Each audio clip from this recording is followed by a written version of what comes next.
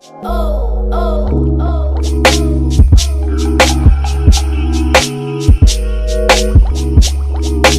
Mark, thank you for coming in. I know it's obviously a very busy period for you at the moment. You're getting ready to fly out to Las Vegas for UFC 200. So I guess the key thing I want to start with is, how has this come about from your perspective? You obviously were preparing to perhaps be on 200, but when did you know this was a reality and that this fight was going to happen? I did talk to Dana. He did say be ready for 200, but it's hard to be ready when you're in a camp with when you got little ones, and you know, it is what it is. I'm let's just say doing my job. But you know, I didn't realize it was Brock when it was mentioned as Brock. It's great news. I think it's great news. It doesn't do nothing for my rankings, but you know, Brock Lesnar is a huge name in the sporting world, pro wrestling, WWE. And he used to be the former champion of the world of UFC, so he's done something I've never done, you know, so that's great news, especially for my career. So Brock's been saying, you know, obviously he feels like the disease that he suffered robbed him of his prime and robbed him of the opportunities that he had inside the UFC, and this is really a statement that he wants to make. When you hear someone say that who's been out for such a long time, that they want to make a statement against you, who's been a top contender in this division the whole time, how do you react? That's great. I feel that's great, you know. If you got an itch to scratch, I'll scratch it for you. There's no doubt about that. Of course, I mean, that's something that he's a guy like me that says I'm not one of those ones that sit at the bar and say shoulda, woulda, coulda. I'm do it.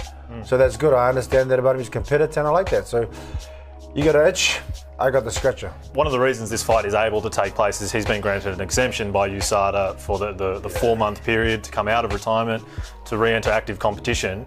That obviously, I can tell from your reaction there, that obviously doesn't sit too well with you.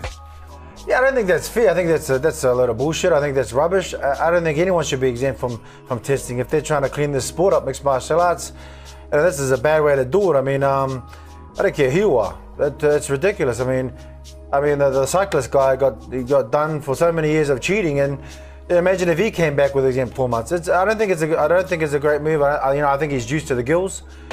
And I still think I'm going to knock him out. So I don't think that's correct. I don't think they should be allowing him to get a 4-month exemption. Otherwise, everyone else should. Otherwise, I should start juicing. This is how are you going to try and clean the sport up doing that shit? It won't happen. I don't think it's fair. Was there any I already voiced my opinion to Dana about it, but you know, he apparently he's been getting tested. But I mean, how can you? I mean, he's probably already been off a couple of cycles anyway. So I mean, I think everyone should be tested equally and fairly. I make it an even playing sport. Otherwise, you might as well just get everyone juiced up and have the juicing bloody UFC competition and the non-juicing. So was there any hesitation for you when they told you it was going to be Brock to say no? No, I'm always going to fight anyway. It doesn't matter. I love competition, but it's just I don't think it's fair. I mean, yeah, I don't think it's an equal playing field. I just think it's I mean, it still doesn't stop him from getting knocked out. I mean, Frank Mir was juicy and he got knocked out, so same thing with Brock Lesnar is going to happen, you know?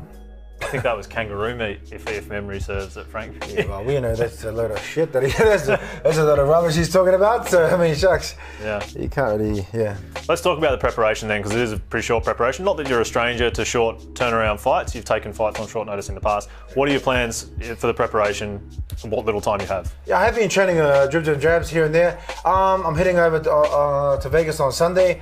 I've got, you know, Ray Siffel's already offered help with Randy Couture's already offered help. Tom Erickson, so I'm going over there to train at Extreme Couture, get in the rounds I can get, and you know, try and stay away from injuries is all I'm going to do, and just make the fight. That's all I'm interested in. How much focus are you going to put on the weight cut side of things? Well, it's you know, I should be saying nothing because I shouldn't really care about it, because you know, if these guys if they're giving their full an exemption, then you know, why should I make weight? Why the hell should I try and kill myself making weight? You know, and ruin my chances of winning because, you know, and make weight because and he's getting an exemption. I should get an exemption as well. So, but you know, I'm a professional. I've got to make weight. It just annoys me. You know, to be honest, I mean, I'm just voicing my opinion. It sucks that old Mr. Superstar has to get away with getting an exemption and everyone else has to, you know, walk the straight line. It's a good card to be a part of, though. UFC 200, it's the biggest card in the history of the sport. And when you consider that, you know, you were offered a not small amount of money to go away when you first came across the UFC, and now you're sitting in the co-main event at the biggest card in the history of the organisation. Well, I mean, I'm always willing to fight. I mean, UFC, you know, I wasn't even one of this company, to be honest, in the start with. Things have changed now, so, you know, you know, I'm number 8 in the world. You know, I feel I'm the best fighter on the planet, and I'm just doing my job here. They say who I'm fighting, and I say when and where. Let's party. You know, I don't give a rat's if it's you know, King Kong or Godzilla. It doesn't matter to me. I'm down.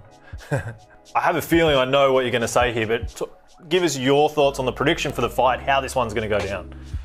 I think people think Brock's going to rush me and, you know, try and take me down. I don't think he'd be that stupid. I think he's a smart guy, and he's going to play the game for little. He's going to try and play patty cakes and try to take me down, covering his shot with the punches, whatever it is. But, you know, if he wants to charge like a crazy person, come. I got the crazy for you right here. I'm willing to do. I got a good mindset of what's going on with everything. So then I'll be ready to negate anything he has. Anything he says. And people say he's going to be super strong. He'd probably be super strong because he'd probably be juiced to the gills, but doesn't mean nothing, man. Being, you know, you can be juiced to the gills, but when you gas out, it just goes the opposite way for you. We wish you the best of luck. We know you've got a plane to catch. You're getting over to Las Vegas as quickly as possible. So thank you so much for coming in. Yeah. Australia's favourite son.